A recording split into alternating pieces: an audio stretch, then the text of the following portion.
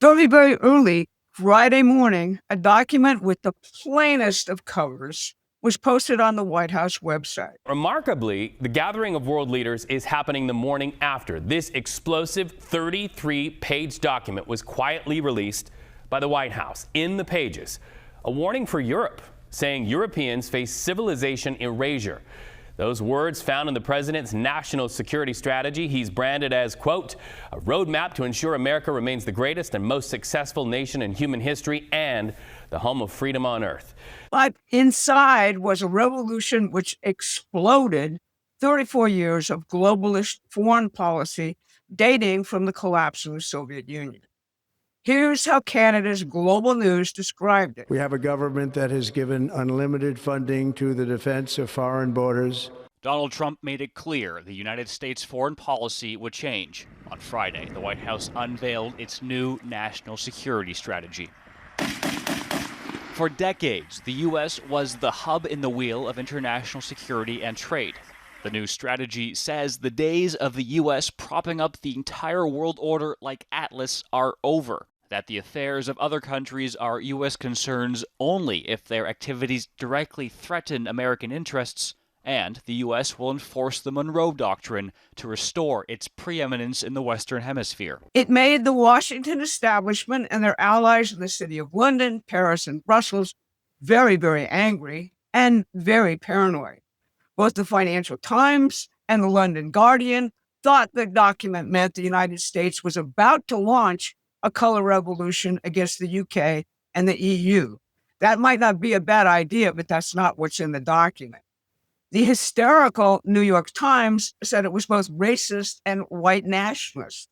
Nothing could be further from the truth. And those who believe Trump is run by Israel or that America first means complete isolation from the rest of the world or total disarmament, listen up, Tucker and MTG. This document shows how very little you know about our present world or President Donald Trump. The document says that Donald Trump's worker first, America first economic policy is now the foundation and focus of all of our national security policy.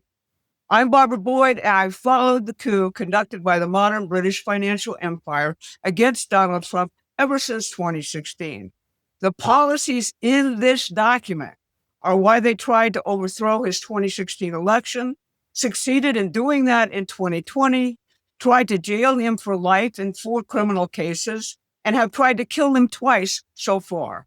It's also why there is such a massive operation right now to splinter the MAGA coalition, which won in 2024. Our enemies knew this was coming for months. Today, I'm going to tell you more about the key parts of this new strategy. I think it will shock and surprise you. Then I'm going to say more about the crazy criticisms of the Europeans and the globalist elites. Finally, I'm going to show you that the Middle East, Russia, and China are no longer first on America's foreign intervention agenda, as they have been for decades. Instead, Trump is looking for major economic deals with these areas of the world for our benefit, the benefit of Americans. He's gone to war, however, with the drug and human trafficking cartels in our own hemisphere and the financiers because they are poisoning our people. But before we dig in, please like and share this video. It increases our reach on YouTube. Now, to entice you to read the whole strategy, which you have to do, I'll give you some of my favorite quotes. Let's begin with this one. After the end of the Cold War, American foreign policy elites convinced themselves that permanent American domination of the entire world was in the best interests of our country. Yet the affairs of other countries are our concern only if their activities threaten our interests. They placed hugely misguided and destructive bets on globalism and so-called free trade that hollowed out the very middle class and industrial base on which American economic and military preeminence depend.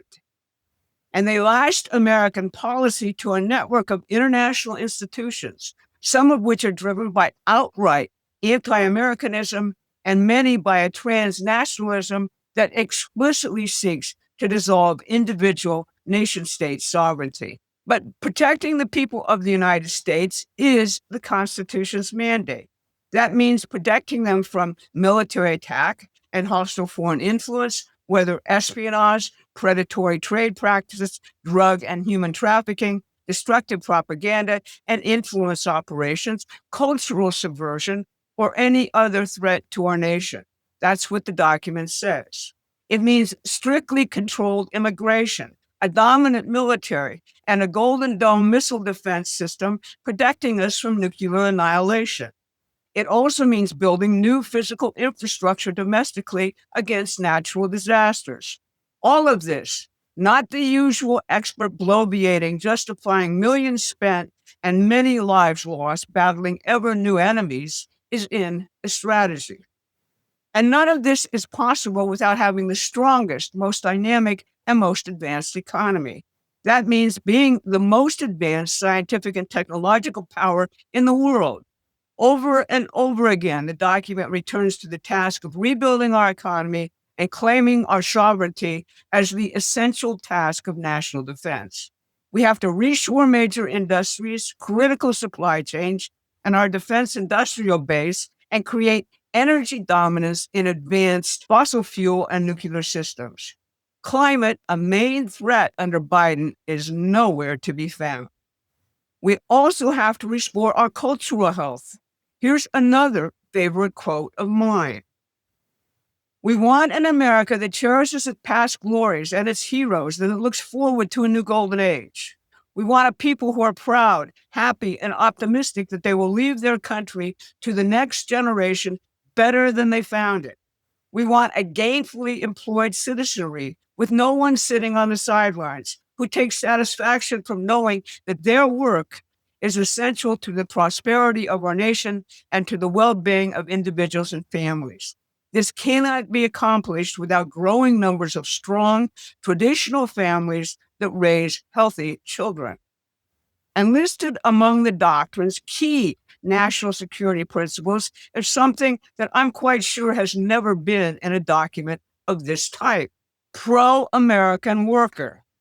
American policy will be pro-worker, not merely pro-growth, and it will prioritize our own workers. We must rebuild an economy in which prosperity is broadly based and widely shared, not concentrated at the top or localized in certain industries or a few parts of our country. Along with that is what is called a predisposition against entanglement in any foreign affairs, as stated in the Declaration of Independence. But the conditions in our hemisphere, which give rise to mass migration and the drug and human trafficking cartels, and which involve entanglements with hostile foreign interests right on our shores, require our intervention. That's what's going on now. As the president said in a late-night post on Friday, I am trying to stop the poisoning of our nation. Or, as Vice President Vance put it, we've been told for decades the U.S. military must go everywhere and do the impossible all over the world. But the red line for permanent Washington is using the military to destroy narco-terrorists in our own hemisphere. Our own hemisphere is the new defense and foreign policy priority. That change is called the Trump corollary to the original Monroe Doctrine.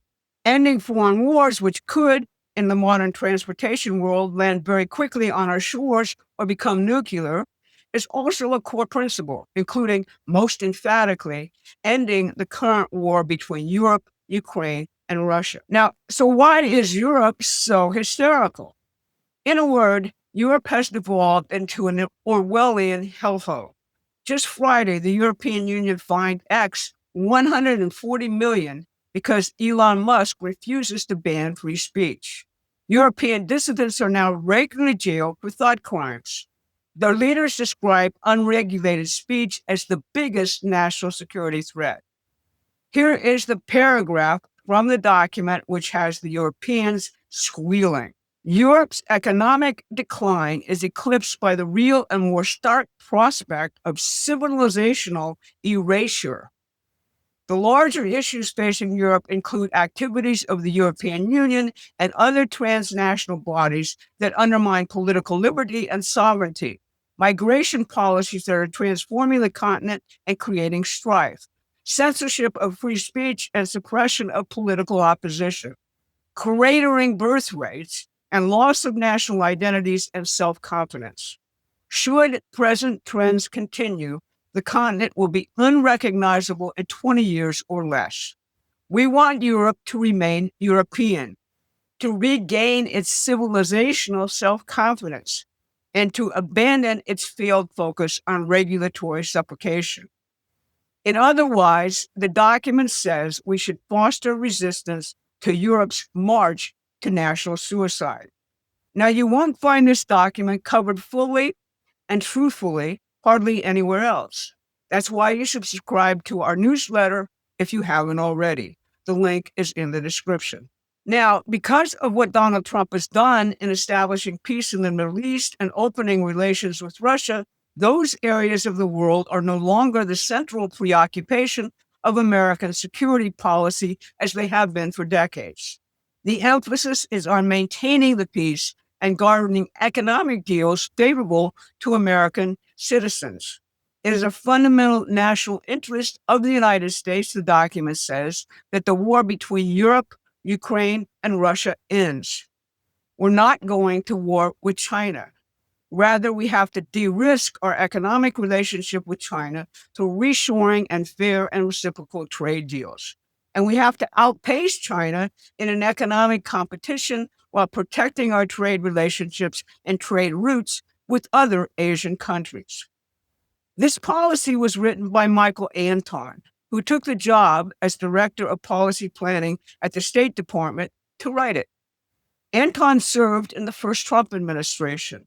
He authored the famous document supporting Donald Trump in 2016 called the Flight 93 election. In that document, Anton posed the essential question about 2016. Would an election of Hillary Clinton lead to the utter destruction of the United States after 8 years of disaster under Barack Obama? His title referenced the patriotism of the passengers on United Flight 93 on September 11, 2001. They seized the plane and flew to certain death, knowing that they were thwarting an attack on our nation's capital. Our national defense depends on the willingness of our soldiers to fight and die for this country, if called upon, and of our citizens to engage in great national missions benefiting everyone.